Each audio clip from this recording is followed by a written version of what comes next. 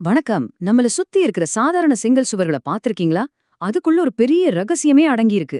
யோசிச்சு பாருங்க, இந்த கையடக்கு செங்கல் எப்படி வானுயர கட்டிடங்களை அசையாம தாங்கி நிக்குது? அந்த இன்ஜினியரிங் ரகசியத்தை தான் நம்ம இன்னைக்கு உடைச்சு பார்க்க போறோம். வாங்க, உள்ள போலாம். கொஞ்சம் யோசிச்சு பாருங்க. இந்த சின்ன செங்கல் எப்படி ஒரு பிரம்மாண்டமான கோட்டையோட அசைக்க முடியாத ஒரு பகுதியா மாறுது? அதோட பலத்துக்கு உண்மையான ரகசியம் என்னவா இருக்கும்? வாங்க, நாம சேர்ந்து இந்த புதிருக்கு விடைய கண்டுபிடிக்கலாம். இங்கேதான் அந்த மேஜிக்கே ஆரம்பிக்குது. பாருங்க, இடது பக்கம் இருக்கிற இந்த ஒத்த செங்கல் தான் வலது பக்கம் இருக்கிற இந்த பிரம்மாண்டமான பில்டிங்குக்கே ஆதாரம்.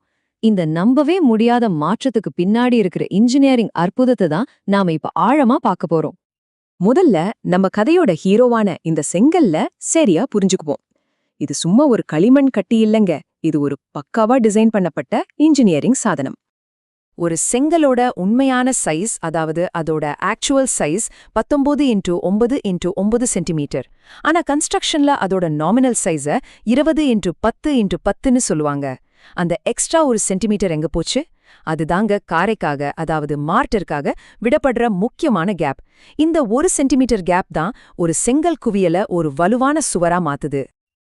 ஆனா ஒரு செங்கலோட உண்மையான பலத்தோட ரகசியம் அதோட சைஸ்ல இல்ல. அது அதோட மேல் பரப்புல நம்ம கண்ணுக்கு தெரியாம மறைஞ்சிருக்கிற ஒரு சின்ன பள்ளத்துல தான் இருக்கு.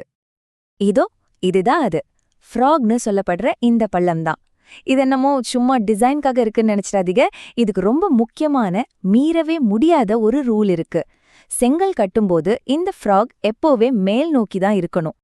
சிமெண்ட் கலவையத பள்ளத்தை நிரப்பும்போது அது ஒரு பூட்டு மாதிரி வேலை செஞ்சு ஷியர் கீ எஃபெக்ட் அப்படின்றத உருவாக்குது.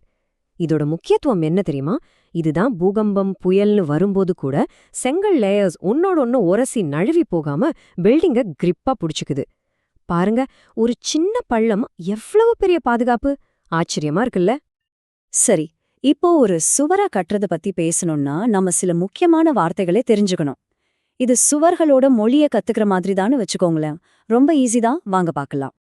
செங்கல்ல நாம எப்படி வைக்கிறோம் அப்படிங்கறத பொறுத்து அதோட பேர் மாறும். அதோட நீளமான பக்கம் வெளியே தெரிஞ்சா அதுக்கு பேரு ஸ்ட்ரெச்சர். அதோட குட்டையான அகலமான பக்கம் வெளியே தெரிஞ்சா அது ஹெடர். இந்த ரெண்டையும் மாத்தி மாத்தி யூஸ் பண்ணி தான் சுவத்துக்கு அழகும் செம்ம ஸ்ட்ரென்த்தும் கொடுக்கறாங்க. செங்கற்களை ஒட்ட வைக்கிற அந்த சிமெண்ட் கலவை, அதாவது ஜாயிண்ட்டுக்கும் 2 பேர் இருக்கு. செங்கலுக்கு கீழே பெட் மாதிரி இருக்கிற அந்த கிடைமட்ட ஜாயிண்ட்டுக்கு பேரு பெட் ஜாயிண்ட். இதுதான் மேலிருந்து வர்ற வெயிட்ட சமமா கீழே பரப்புது.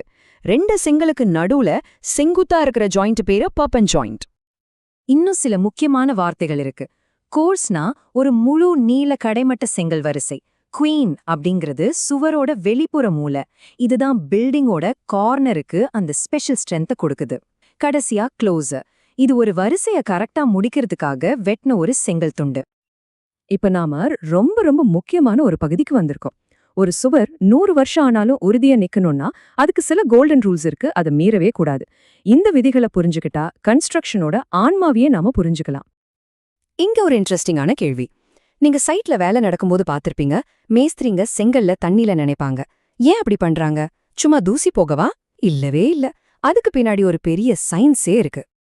காஞ்சி போன செங்கல் ஒரு ஸ்பாஞ்ச் மாதிரி. அது அப்படியே சிமெண்ட் கலவை மேல வச்சா என்னாகும் தெரியுமா?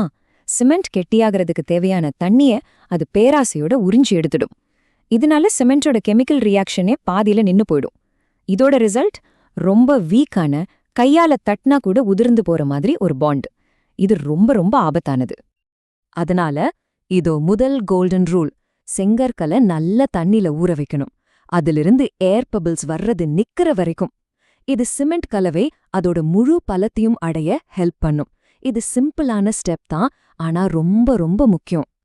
இப்போ இடது பக்கம் பாருங்க. வெர்டிகல் ஜாயின்ட்ஸ் எல்லாம் ஒரே நேர்கூட்ல இருக்கு. இதனால சுவத்துல ஒரு வீக்கான லைன் உருவாகுது.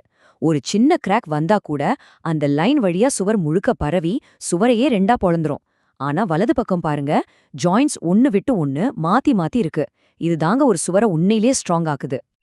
அப்போ 2வது கோல்டன் ரூல் என்னன்னா, வெர்டிகல் ஜாயின்ட்ஸை எப்பவுமே மாத்தி மாத்தி அடுக்கணும். இது சுபத்து மேல வர்ற லோட ஒரே இடத்துல குவிக்காம சுவர் முழுக்க பரவலாக்கி அதுக்கு அசைக்க முடியாத ஒரு பலத்தை கொடுக்குது. இந்த ரூல்ஸ் எல்லாம் நிஜமான கன்ஸ்ட்ரக்ஷன்ல ஸ்ட்ரென்த்துக்கும் சேஃப்டிக்கும் எப்படி பயன்படுத்துறாங்கன்னு இப்ப பார்க்கலாம். தியரியில இருந்து இப்போ பிராக்டிகலுக்கு போவோம். சுவரோட தடிமன், அதாவது திக்னஸ், அதோட வேலைய பொறுத்தது. ரூம்களை பிரிக்கிற மாதிரி லோட் எதுவும் தாங்காத பார்ட்டிஷன் சுவர்களுக்கு 10 சென்டிமீட்டர் திக்னஸ்ல ஹாஃப் பிரிக் வால் போதும். ஆனா பில்டிங்கோட மெயின் லோட தாங்குற சுவர்கள் 20 சென்டிமீட்டர் திக்னஸ்ல 1 பிரிக் வாலா இருக்கணும். ஒரு சுவர் ஸ்ட்ராங்கா இருக்கணும்னா அது செங்குத்தா, அதாவது வெர்டிகலா கரெக்டா நேரா இருக்கணும். கிடைமட்டமாவும் சமமா இருக்கணும். சுவர் கொஞ்சம் சாஞ்சா கூட போதும். அது மேல வர்ற வெயிட் சமமா பரவாம ஒரு பக்கமா அழுத்தி நாளடைவுல கிராக்ஸ் வந்து பில்டிங்கோட ஸ்டெபிலிட்டிக்கே ஆபத்தாயிடும். இதை செக் பண்றதுக்கு தான் பிளம் பாப், அதாவது தூக்குக்குண்டு, அப்புறம் ட்ரபிள் மாதிரி சிம்பிளான ஆனா பவர்ஃபுல்லான டூல்ஸ் யூஸ் பண்றாங்க. கடைசி செங்கல்ல வச்சதும் வேலை முடிஞ்சதுன்னு நினைச்சா அது பெரிய தப்பு. ஒரு பில்டிங்கோட லைஃபையே தீர்மானிக்கிற கடைசி ஆனா ரொம்ப முக்கியமான ஒரு ஸ்டெப் இன்னும் பாக்கி இருக்கு. அதுதான் கியூரிங், அதாவது தண்ணி ஊத்தி சுவரை பக்குவப்படுத்துறது.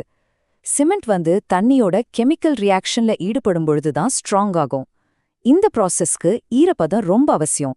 அதனால கட்டி முடிச்ச சுவர் மேல குறைஞ்சது 7 நாளைக்கு தொடர்ந்து தண்ணி தெளிச்சுட்டே இருக்கணும்.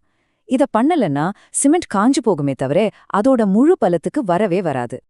நாம இதுவரைக்கும் பார்த்த எல்லாத்தையும் இந்த 5 கேள்வி ஒரு செக்லிஸ்ட் மாதிரி சுருக்கமா சொல்லிடும். 1. செங்கல் நல்லா ஊறிருக்கா? 2. ஃப்ராக் மேல் நோக்கி இருக்கா? 3. சுவர் நேரா மட்டமா இருக்கா? 4. வெர்டிகல் ஜாயின்ஸ் மாத்தி மாத்தி இருக்கா? 5. குறைஞ்சது 7 நாளைக்கு கியூரிங் பண்ணாங்களா? இந்த 5 கேள்விக்கும் பதில் ஆமாம்னா அந்த சுவர் ஒரு தரமான ஸ்ட்ராங்கான சுவர்னு அர்த்தம். இனிமே நீங்க ஒரு செங்கல் சுவரை பார்க்கும்போது அது சும்மா ஒரு சுவரா பார்க்க மாட்டீங்கன்னு நம்புறேன். ஒவ்வொரு செங்கலுக்கு பின்னாலையும் இருக்கிற அந்த ஆழமான அறிவியல், கவனம், திறமை எல்லாத்தையும் நீங்க உணர்வீங்க. இந்த சின்ன செங்கல் தான் நாம வாழ்ற இந்த உலகத்தையே உருவாக்குற ஒரு மாபெரும் இன்ஜினியரிங்கோட அஸ்திவாரம்.